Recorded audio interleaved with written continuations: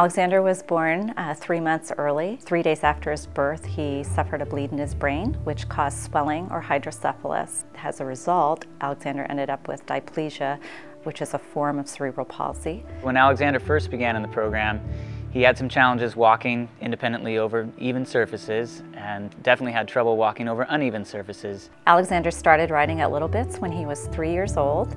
We started here at Little Bits so we could continue to work on Alexander's balance and strength. I really enjoyed working with Alexander because he has a great sense of humor. He has a great attitude about working hard, even though he's got a lot of challenges in his life. The reason why we use a horse for therapy is because the movement is very dynamic, it's rhythmic movement, and it's not actually consistent. There are little variations. So the movement of the horse has a three-dimensional movement, just like when people are walking.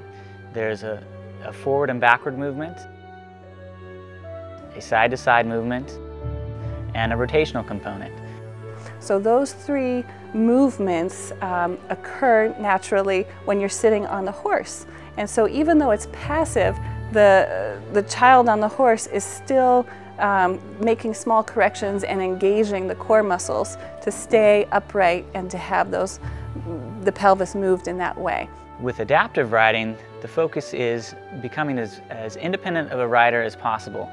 And so they're going to be using the traditional saddles and stirrups and reins and be controlling the horse in figures around the arena, being able to do walk, trot, and canter. So transitioning from hippotherapy to adaptive involves going with a riding instructor instead of a therapist. They're going to be in a group setting instead of a one-on-one treatment. They could have different tack changes. It's going to be a longer time on the horse. The term adaptive comes from adapting different teaching techniques and equipment to make the lessons work for riders with disabilities. I think one of the challenging parts for the transition from hippotherapy to adaptive riding for Alexander was a bit of confidence. Even though he was ready from a strength standpoint, he needed the confidence to get up to that transition. Steve was really helpful in instilling some fun times on the horses with Alexander, and also I think Alexander got a lot more perhaps confidence in his balance. Gained some strength in his legs, which helped his walking skills. And I think if he has the desire and work ethic, that he can be an independent rider and even participate in the para-equestrians.